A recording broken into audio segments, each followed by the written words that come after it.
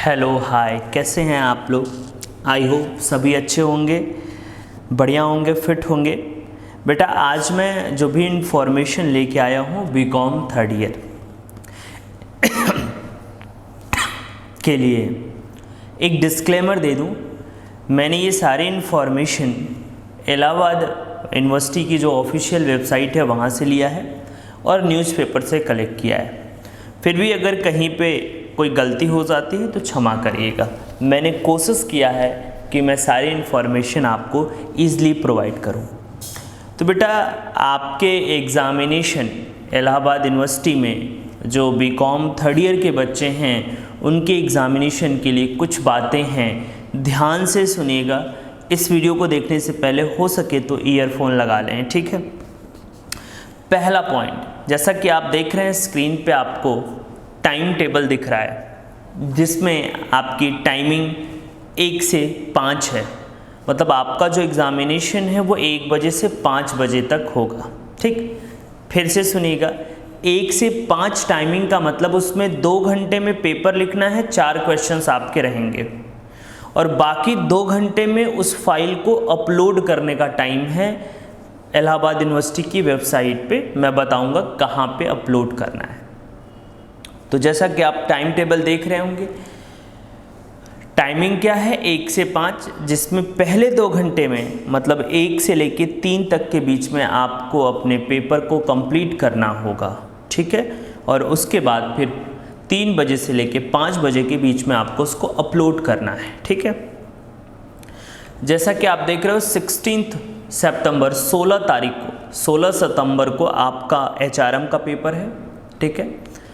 फिर 18 सितंबर को आप देख रहे हो आपका मार्केटिंग मैनेजमेंट है और 20 सितंबर को 20 सितंबर को आप देख रहे हो आपका ऑप्शनल फर्स्ट पेपर है। जिसने ऑप्शनल में जो सब्जेक्ट ऑप्ट किया होगा उसका फर्स्ट पेपर है, ऑप्शनल का पहला पेपर।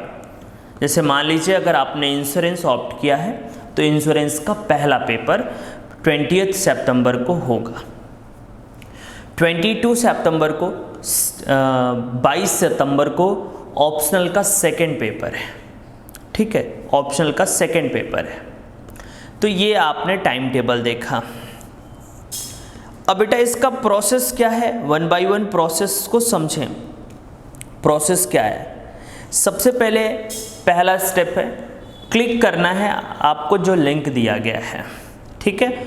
ऑनलाइन exam.alldu.niv, ठीक है, NIV और .ac.in पे क्लिक करना है, ठीक।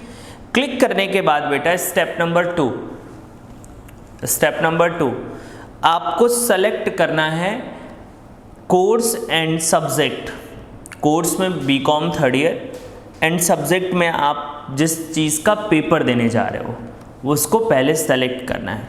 ध्यान से करिएगा, कोर्स और सब्जेक्ट गलत नहीं होना चाहिए, ठीक है।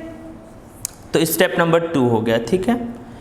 उसके बाद बेटा स्टेप नंबर 3 में आपको अपने A4 पेपर पे A4 सीट मंगा लीजिएगा। उस A4 पे आपको खुद के A4 सीट पे आपको आंसर देना है। तो A4 सीट आपके पास होना चाहिए। आंसर 2 ही पेन में देने हैं, ब्लैक और ब्लू में, तीसरा कोई पेन यूज़ नहीं करना है। A4 सीट आपकी खुद की होगी, यूनिवर्सिटी नहीं देगी। आपको A4 सीट खुद अरेंज करना है, ठीक है। और उस पर ब्लू एंड ब्लैक पेन से आपको लिखना है, ठीक। आगे बढ़ेंगे स्टेप नंबर 4 पे।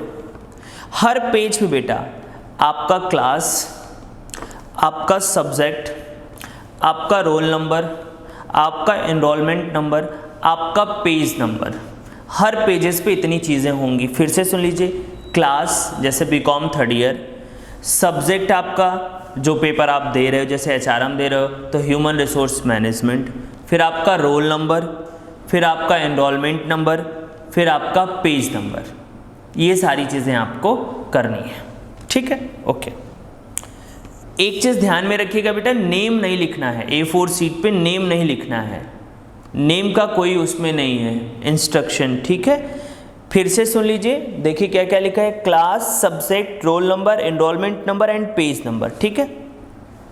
और लास्ट स्टेप में बेटा लास्ट नहीं, 5th स्टेप में आपको क्या करना है, हर पेज पे, जैसे देखिए मान लीजिए आपने सपोज दैट 30 पेजेस यूज़ किए, तो हर पेजेस पे पहले पेज पे 1/30, दूसरे पे 2/30, तीसरे पे 3/30, चौथे पे 4/30, पाँचवें पे 5/30, मतलब जितने पेजेस आप यूज़ करोगे, ठीक है। मान लो आपने टोटल पेजेस 25 यूज़ किए हैं, 25 पेज यूज़ किया है, तो पहले पे कैसे लिखेंगे, 1/25, 2/25, 3/25, ऐसे करके लिखेंगे, ठीक है। Current page upon total page ऐसे लिखते जाना हर पेज पे, और ये सारी चीज़ें टॉप पे ही लिखनी है, नीचे नहीं, टॉप पे लिखनी, ठीक है। उसके बाद बेटा जब आप लिख लिए, कंप्लीट हो गया, उसके बाद उसको स्कैन करिए। स्कैन करने के बाद उसकी PDF फाइल बनाइए, और PDF फाइल बनाने के बाद अपलोड करने का तरीका देखिए, कैसे अपलोड करेंगे। AU लिखेंगे, फिर स्पेस होगा, फिर आपका रोल नंबर होगा, फिर उसके बाद जो PDF फाइल होगी उसका जो भी वो होगा, PDF फाइल का जो भी कोड होगा, उस PDF फाइल के कोड को लिखेंगे और फिर अपलोड करेंगे। फिर से सुनिए बेटा, कैसे अपलोड करेंगे बेटा, AU लिखेंगे, स्पेस अपना रोल नंबर जो भी होगा, फिर स्पेस जो PDF फाइल का जो भी कोड होगा, ठीक है, उस कोड के साथ, ठीक है, पेपर कोड, जो पेपर कोड होगा PDF फाइल के साथ पेपर कोड भी लिखना है। फिर से सुन लीजिए, AU थोड़ा स्पेस, रोल नंबर, फिर पेपर कोड, फिर पेपर कोड आपको लिखना है उस पर, ठीक है, ओके बेटा। और उसके बाद PDF फाइल को अपलोड कर देंगे, ठीक है। और बेटा ऐसी कोई इन्फॉर्मेशन नहीं है इसमें, ठीक है। हाँ बेटा, एक जो सबसे अहम बात है कि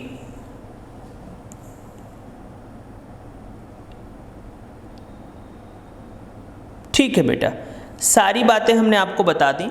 इसमें एक और बात है कि अगर आप किसी पेपर में फेल होते हैं तो आपको वो पेपर वापस से देने का मौका मिलेगा, ठीक है, बट ये इसी सेशन के लिए अप्लाई होगा, ठीक है। और बेटा और अच्छे से समझने के लिए आप अपने ऑफिशियल वेबसाइट पे चले जाइए, वहाँ पे सारी चीज़ों को रीड कर लीजिए, ठीक है। मुझसे कुछ बच्चों ने कहा था सर वीडियो बना दो, तो मैंने बना दिया, ठीक है। दूसरी चीज़, मैं चाहता हूँ कि 1-2 पेज लिख के उसका PDF बना के अपलोड करना, ये सारे वर्क आप सीख लीजिए, ठीक है। और जब एग्जामिनेशन देंगे तो आप कोशिश करिएगा कि 2-3 इंटरनेट आपके पास हो। जैसे मान लीजिए बाय द वे अगर कभी किसी इंटरनेट में प्रॉब्लम होती है, ठीक है, तो आप दूसरे इंटरनेट को यूज़ करके आप उसको अपलोड कर पाएँ। इन सभी चीज़ों से पहले बेटा पढ़ाई करना मत छोड़िएगा, ठीक है। मुझे मालूम है कि ये बहुत आसान सा तरीका है, लेकिन आपको ये मालूम होना चाहिए कि किस क्वेश्चन का आंसर कहाँ पे है, ये तो मालूम होना चाहिए, नहीं तो 2 घंटे बेटा आपको ऐसे निकल जाएंगे ढूंढने में, ठीक है। मैं इससे ज़्यादा कुछ नहीं बोलना चाहता, बाकी आप समझदार हैं, अच्छी अपॉर्चुनिटी है सबके पास, ठीक है, बढ़िया बेहतर कर सकते हैं। तो आपसे रिक्वेस्ट है कि ये सारे प्रोसेस जो मैंने आपको बताए हैं एक बार आप प्रैक्टिस करके सारी चीज़ों को देख लीजिए, ठीक है, सारी चीज़ों को देख लीजिए और एक बार ऑफिशियल वेबसाइट पे जाके वापस से विज़िट कर लीजिए और ज़्यादा से ज़्यादा कोशिश करें इस वीडियो को शेयर कर दीजिए अगर आपके काम लायक है। Thank you so much.